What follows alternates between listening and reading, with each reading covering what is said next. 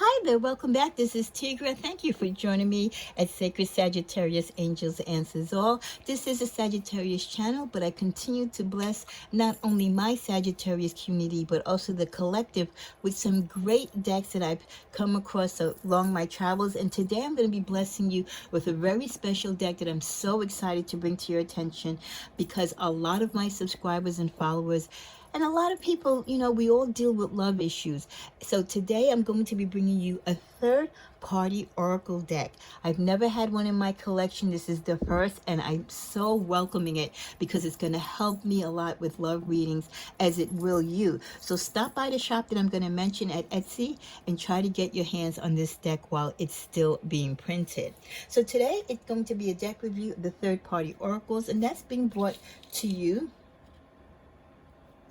by the lovely Mystique, the Avatar High Priestess. You can reach Mystique at her YouTube channel, also at TikTok at avatar_high_priestess, and also at Instagram at oracle_mystique HP. And like I said, you can also reach her at Etsy if you wish to purchase this deck. So it is a love oracle deck. It came vacuum packed and sealed. I opened it up earlier to make it easier for the smooth of the transition of doing the review. This is the third party oracles. It's a beautiful like melanin tone, earth tone color deck. She does have her name on the bottom, and that's something that a lot of the indie creators are doing now. They put their names on front of their decks, for shout outs and for bragging rights. But I love this third party oracles. I love the colors, the earth tone, the melanin, and also I love the huge white font. So this is the face card of her deck, and all the cards are the same because sometimes they can vary. It is the standard size, which I love. Okay. And it is the gloss that I love as well because it makes it quite easy to shuffle. On the keyword or phrase side, it's a very nice matte color on the gloss using pink font, and she can get away with it because it's a nice pink and it's deeper than the actual color of the card. Because sometimes, people select fonts and colors that they get lost in the background, but this one, the pink shows up fine, so I love that. And I like the blend of it, and the font is nice and large, and it's a pretty script, so it does tie in, so that's a good choice, and I'm glad that she did that. So welcome to the deck review, an introduction into the third-party oracles. And for those of you who are not familiar with third-party and wouldn't know how to use this would be a deck that would be strongly recommended for those of you who do love readings of your own, or you do love readings for family members or for clients, or you're just starting out tarot and you're focusing in regards to love. This really deals more with love situations. We'll see as we get introduced to the cards if it can also play in the general reading. I mean, yes, sometimes we do have people that interfere in other things in our life outside of romance, but usually when we're talking about third party energy, as you can see depicted here in the card, we're usually dealing with either, two males and one female, two females and one male, three females, three males, whatever your sexual preference is, but it's usually a third party, an outside person interfering in an ongoing relationship with someone that you are involved in. The third party can be someone that you're dealing with, or the third party can be with your lover. But there definitely is someone that is causing havoc between the two of you. Okay? And in cases where you have people who have open relationships that actually invite third people in, it gets tricky because that third person can actually not only have a relationship with your partner, but if it is an open relationship, they could possibly have one with you as well. So this can get really, really deep. Okay, I'm not here to break it down for you, but you guys, you kind of know where I'm going with this. So this is just to show you how this deck can be used. I'm excited to use it because I've never had a third party deck. I have a lot of cards though that do help me with third-party energies, and they bring it out. But this is specifically, so I'm really looking forward to see what keywords and what energy this deck brings to really showcase and bring to your attention for not only myself, but also for my subscribers and those who might be in this situation or might find themselves in this situation in the future. And even if you're not in this situation, you could be of help to someone else. Okay, so let's see where we're going with this third-party oracle deck. As you can see, like I said, it is a standard size deck, the glossy cards. I know it's going to shuffle well. I'll shuffle for you in the beginning and we'll do like a mock question. But let's get started with the first card. And the first card is, I regret hurting you. Now remember, this is third-party energy. So this would be if you were doing a reading with someone or pulling a card for yourself. If you suspect that your lover was cheating, this is something that they might say, that they regret hurting you, that they regret that they brought someone else in the relationship, that they regret that they cheated on you without ending the relationship with you first and then going on to someone else. The next card is, you're something I never, what? You're something I never knew I needed. Wow, you're something I never knew I needed. Sometimes, again, when people are in third-party situations, people tend to get themselves involved in third-party situations because they always feel like the grass is greener on the other side until they go on that other side and then they realize. So this is a type of response that I can see your partner saying. That's followed by, I don't know how to love. It takes a lot for someone to admit that. Not to use it as an excuse or a backbone, but it can explain a lot why they do the things they do, why they're prone to cheating. If someone doesn't know how to love and they don't understand what love is, they don't really get that cheating is not something that's acceptable, that cheating is not something cool to do. That's followed by, your independence didn't make me feel needed. I love that card, and I thank the High Priestess for this, because a lot of relationships suffer because, especially for the women, in the relationships when we're dealing with a man and woman, men, they don't they don't respond well to women who are independent, women who are strong-minded, women who can hold their own, women who basically don't need a man. They basically, you know, have everything that they need. They can fend for themselves, and they're fine if they don't have a man in their life. And sometimes with some women, they, by second nature, they don't realize that, but they might show that off in a sense, and it embarrasses their partner because it makes their partner feel less of that. So definitely this is something that I can see being said, or someone would want to say, but they wouldn't be, you know, available to say it personally to you. So I love the fact that a card was created for that, because that is definitely something that people would be thinking, especially men. Your independence didn't make me feel needed. And many of you can testify to that. You know, you can even comment below, even though this is a deck review, that a lot of men cheat or wiggle themselves out of relationships because they will go towards a woman who might be a little bit more weaker or a little bit more needier, but in their eyes, you know, they're taking care of this woman. This woman looks up to them. That's their idol. They feel like a hero. They feel like a man. Whereas with you, you can basically do everything that you want, and he feels less of a man. So great card to create.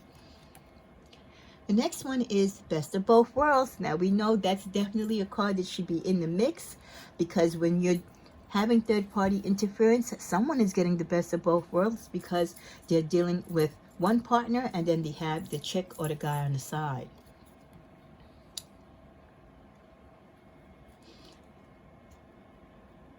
I'm sorry, sometimes you see me chasing the card because of the color and also because of the poor lighting in my room. I think this says time waster. Yeah, it does.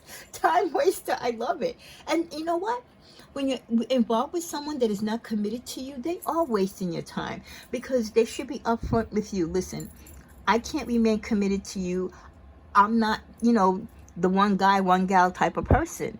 And when people cheat on you repeatedly and make excuses for it, they are wasting your time, because they're taking away precious time from your life that you could be spending with someone actually building a life together that is going to work and last and will be monogamous. Another great card. Jealous karmic. Good.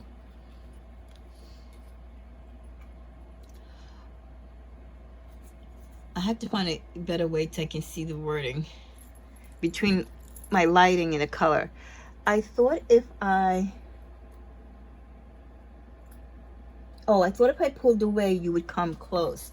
I thought if I pulled away, you would come close. This could be you or them saying that, because sometimes when you're in a third party situation, if one person decides just to move away, to test the love, to test the commitment to the relationship, one will do that to see how the other reacts. Will the other one chase you? Or will they be like, fine, be gone then? You know what I mean? So that's a great card as well. I try to give love and knowledge. Oh, I see, wait. I try to give the knowledge. I tried to give the love and knowledge you gave to me to someone else.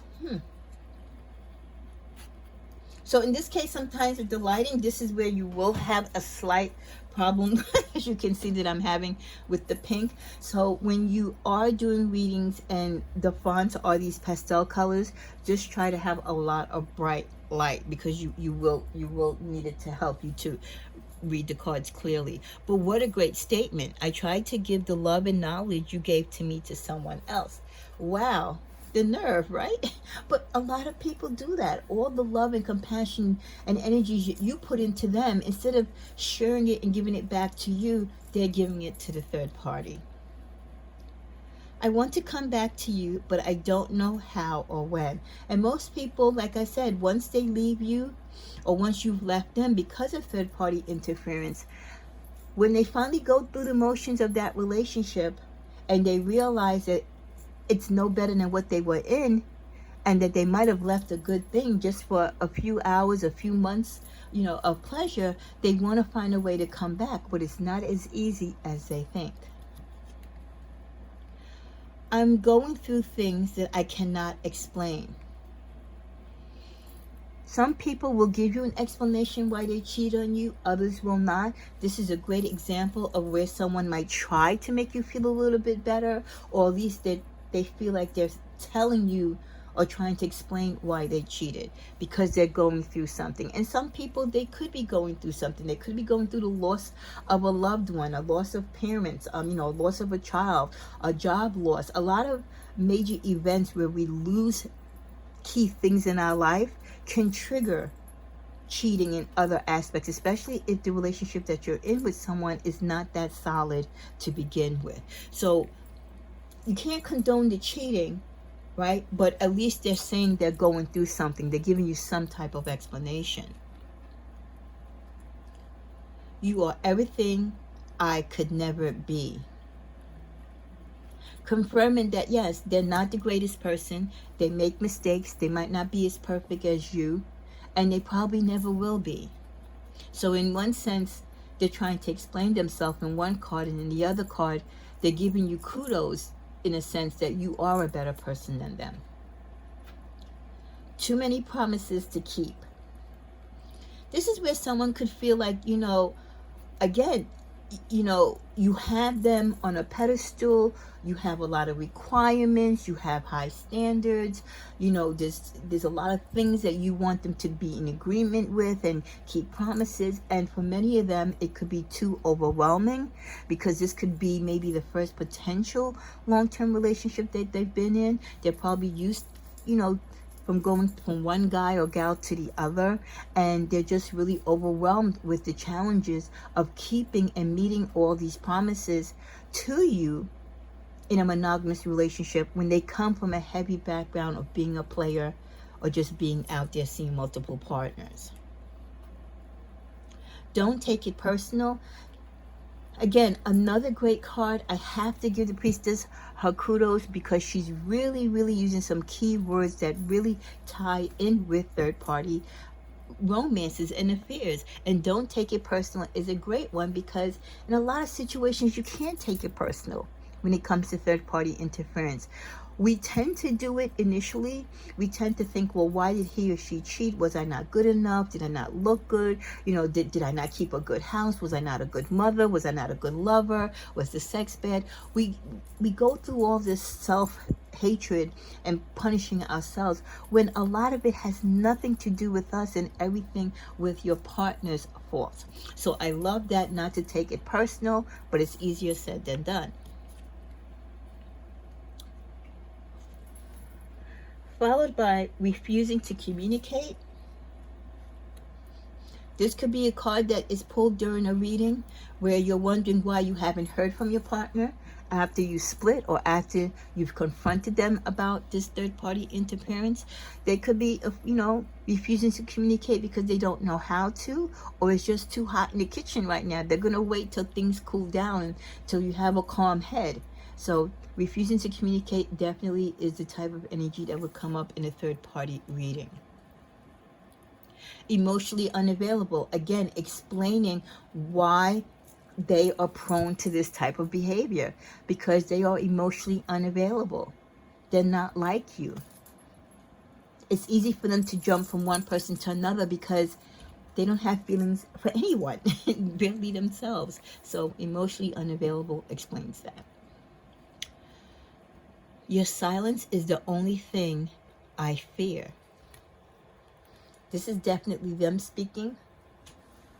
They don't mind if they're silent. They're cool with that. But when you're silent and they don't hear from you, they know they're in the doghouse. Then they're like, wow, I really messed up.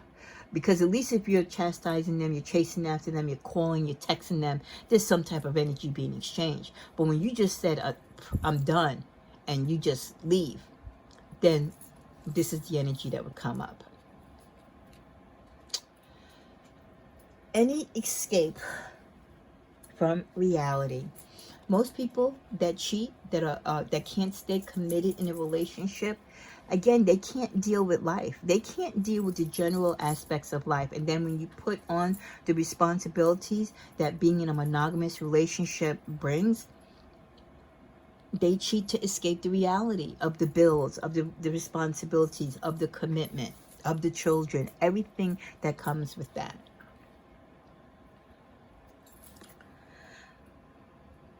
What I thought was a win, what I thought was a win-win situation ended up being a loss. Again, the surprising disappointment that, you know what, that nice little sweet girl that you thought was going to, you know, make life so better for you than me, or that guy with the pretty blue eyes that you thought was going to be your dream lover. Like any relationship, it's great when it's new. It's great when you don't have responsibilities. But settle down. Get a house together. Get an apartment together. Live together. Eventually, the same responsibilities that they had with you, they're going to have with that person. And if there's characteristic flaws between either one of them, guess what? They're going to raise their ugly head. Okay? So this is where they realize, like, I left something stable. I left something good, thinking that I was going to go to something maybe less stressful or even better. But it's not a win-win. I lost because I lost the person who I was with. And eventually they end up losing the person that they leave you for, because that person ends up karmically leaving them. So it comes back to them twofold. In a failing relationship. Yeah, like I said, these relationships, they're great. When they're cheating with these other partners behind your back, they're great.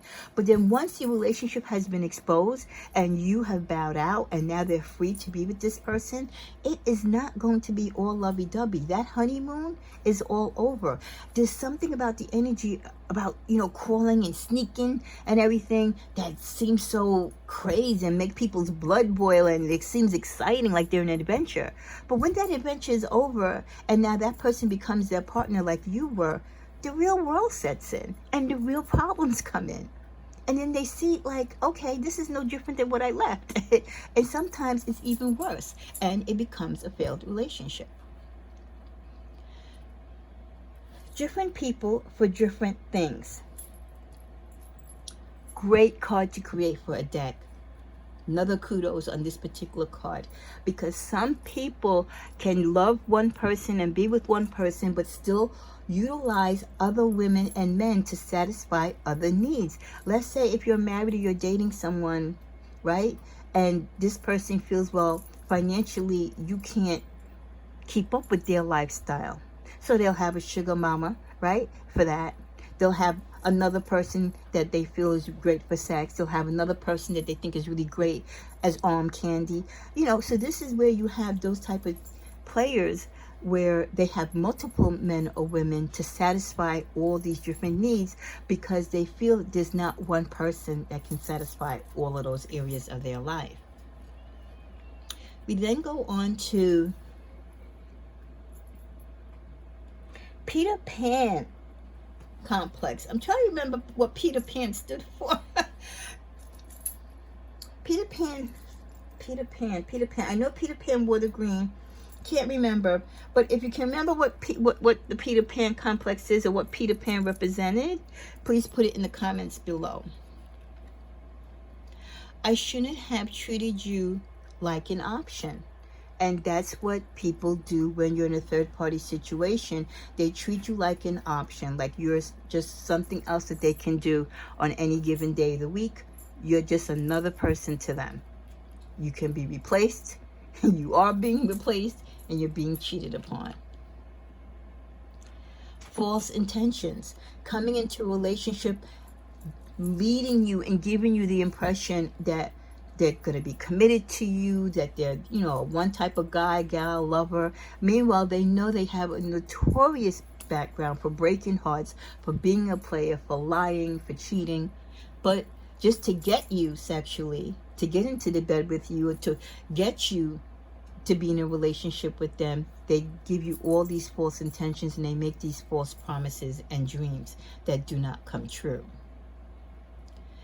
Revenge sex. This great card. Love this card. Never seen in the deck before, but it is so real. Now we're going to talk about revenge sex in two ways. Revenge sex, one, is one where your partner is acting out because you guys might have had an argument, or you did something that he didn't like. He goes out with the guys, gets drunk, and, you know, a little cutie comes by, and he's going to get back at you. He's going to show you who's the man. And he has sex with a third person. But revenge sex can also be you on the opposite end, getting back after you found out that they cheated on you. Well, you know, if two can play that game, I can too. So revenge sex goes for both parties.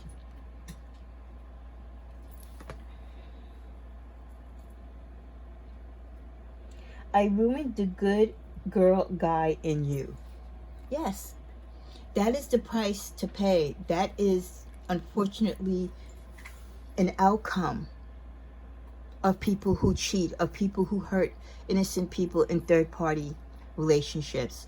You end up breaking the heart of a good person, and in some cases, you end up turning a good guy or gal into a bad lover for other people, or they take on your characteristics. Now they don't trust anyone, and they start being a player. So they really do. A person who breaks your heart or cheats on you can really change who you are as a person, as how you react to love and how you treat love. You can become just like them, if not even worse. All fun and games. For many people who commit these third-party challenges, let's say, romantically for their partners, they think it's all fun and games until people get hurt, until it becomes violent, until it becomes a court situation. Okay? It seems like all fun and games, like I said, until it escalates out of control.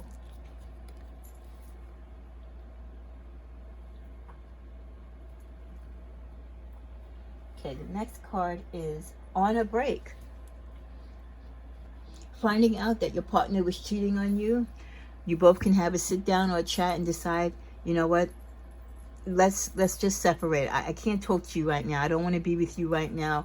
I don't want to make a decision. Because usually when this happens and when they're found out, you know, sometimes they're so nervous and so scared, you know, they want to make it up to you, and they're forcing you to say, yes, we're good. And no, we're not good. I got to think about this. I don't know if I want to be with you. So let's just take a break. So I like that, on a break.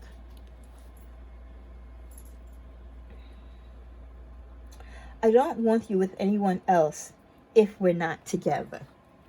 The typical card of someone who is narcissistic, someone who is selfish. And most people that cheat on their partners, it's good for them, but God forbid you go and be with someone else, even though you're not even with them anymore. They don't want to see you happy. So far, she's really done a great job really catching the key phrases and a lot of energies that do exist in third-party situations. I'm sure we can all relate to these. And decisive, definitely, because those people who are in third-party situations, they do become indecisive. Indecisive whether they want to continue the current relationship they're in. Indecisive if they want to leave the third-party relationship. Indecisive if they want to have the best of both worlds. They're just clueless. Many of them are just going to play this out until they get caught or until they get tired of doing it. Fuck boy or girl. And that's what they become. You know, it's bad enough that they hurt you, but the other person doesn't realize it's not a compliment when someone cheats with you on someone else. It's not a compliment to you. You really should look at yourself in the mirror and say, well, why am I allowing myself to be used? Why, you know, I should feel better about myself, that if someone wants me, it should be me and me only. I shouldn't be an option. I shouldn't be second fiddle. And this is what these people, these type of guys and gals that cheat continuously, this is what they become. And this is the energy that people title them and feel about them.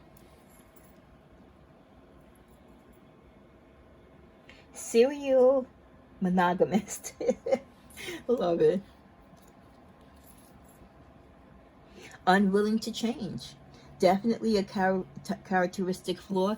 Definitely a behavior for those who are chronic cheaters, who have sexual addictions. They're unwilling to change. This is who they were and who they are before you, during you, and after you. Caring for you was not part of the plan. Yes, I love this card. Love this card. Because a lot of people who really aren't ready to commit and know that they can't commit, they will make false intentions to you. And, you know, they play the field. And one of the things about playing the field is not to get caught up in your feelings and not to have feelings. But sometimes if you really do find or run into a good guy and a great gal, you will start caring for them. Even the worst of people will start falling in love or have feelings for someone. And when that happens, it makes it harder for you to continue the lie. It makes it harder for you to go outside of the relationship because there are feelings involved. Secret family. What a great card to create, because a lot of people out there have outside families.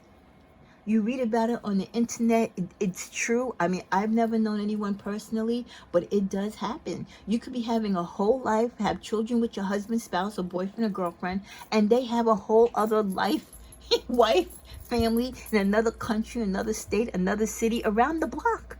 This really happens. So this is not a card that she made up. This is a reality of third-party relationships.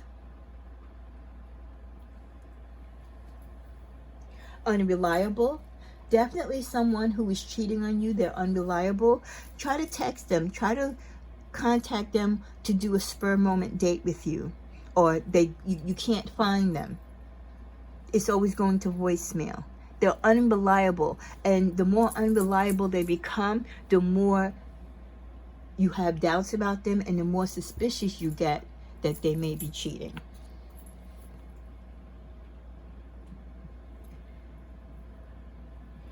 Okay, this one says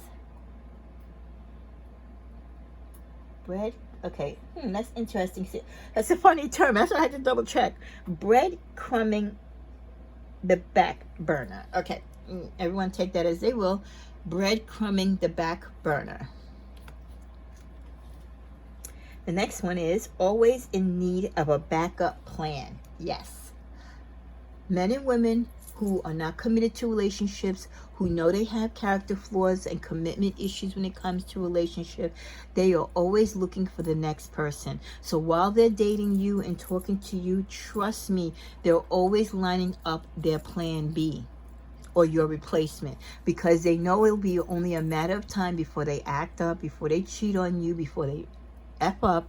So they're always looking for your replacement while they're with you. They don't even wait. They're doing it while they're with you because they know their track history. Settling. Many women and men settle in relationships. They settle to be with people they know that are cheating on them because they have low self-esteem. How many men and women you know settle having a partner that they know is not good to them or good for them, that is cheating on them, just to say that they have someone in their life, just so they can feel that someone is giving them attention. That's not love when you're settling. No one should settle. And especially not the other guy or gal on the opposite end of the relationship, because they're settling too. They're settling to be second. They're settling to be someone else's leftovers. Holding out for something better. They could be in a relationship with you. They could be talking to you. But like I said, they have one foot in the door and one foot out. They're like keeping you on the line because they're always looking for a better option. Another option. So they're always looking for the next. And that's definitely 100% narcissistic behavior. We're coming to a close soon, and we get the card. Is this naive? Yes, naive. Many people are naive when it comes to these third-party relationships. It could be right in front of your face and you're denying it. You could see the texts. You see them get up abruptly. The calls coming in, they disappear. You can't find them. You see the lipstick or you smell perfume in their clothes. You have so many clues, but yet people are naive that their partner is cheating on them. The missing money, just so many unaccounted things. The lies, the deception, the lack of emotional or sexual connection to you.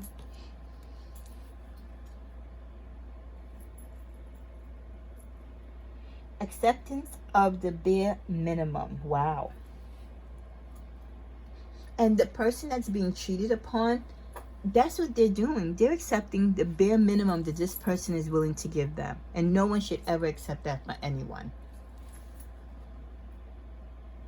Social status. A lot of people worry about their social status. First, the person that's being cheated on, they're worried about their friends and their family. What would they say? They feel embarrassed. But that's not your issue. You're not the one cheating. So why should you feel embarrassed?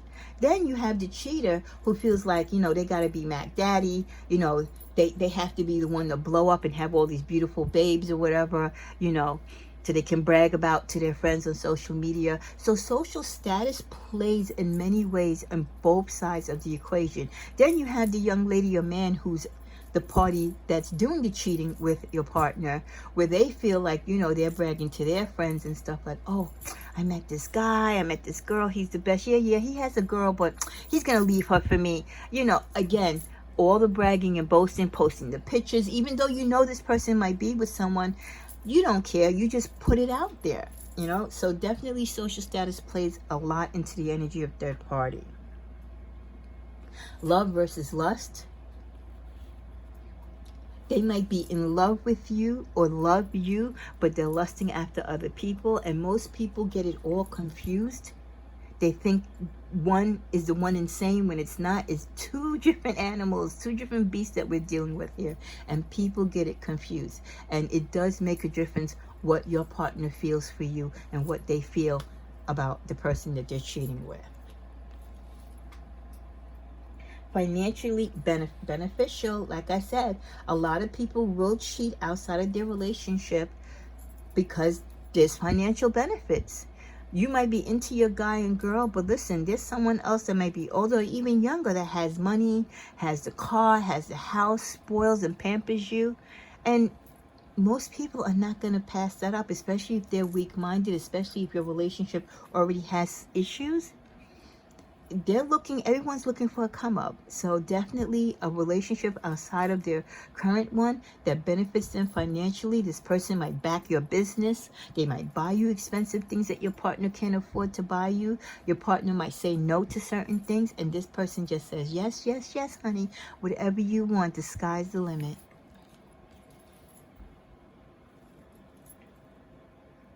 I just can't stay away.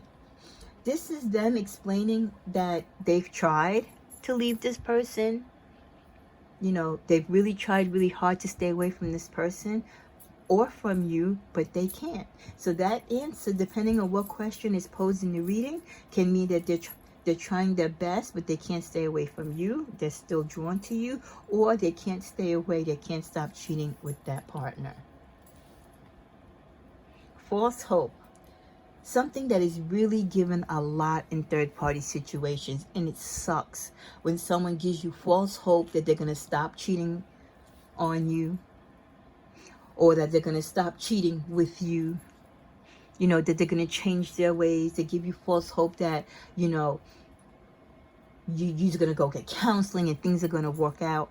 So we all know what that false hope means. Karmic love. The relationship that they might be in, even the one that they could be in with you, could be a karmic relationship. It's all about the sex. Most third-party relationships, it's about the sex. Either, you know, they're bored with the sex that they're getting from you. They want something new and spontaneous. Or there's sexual tension, or there's a lot of tension at home between you and them, or they just want a spice of life. But a lot of third-party relationships, it's not because they're cheating because they love these girls or guys. No, it's the thrill of the chase, getting something that you can't or shouldn't have. But, you know, it's a challenge to get it, and when you get it, you conquer it. And again, it's the sexual desire. Don't you see how the women and men are dressing these days? So there's a lot of temptations out there. I just didn't want you to go. Which is silly. You're cheating on me. You think I wasn't going to leave eventually? You know? So the gumption that most partners who are cheating on you think that you're just supposed to just stay and put up and shut up is crazy. Very local. But this is what they think.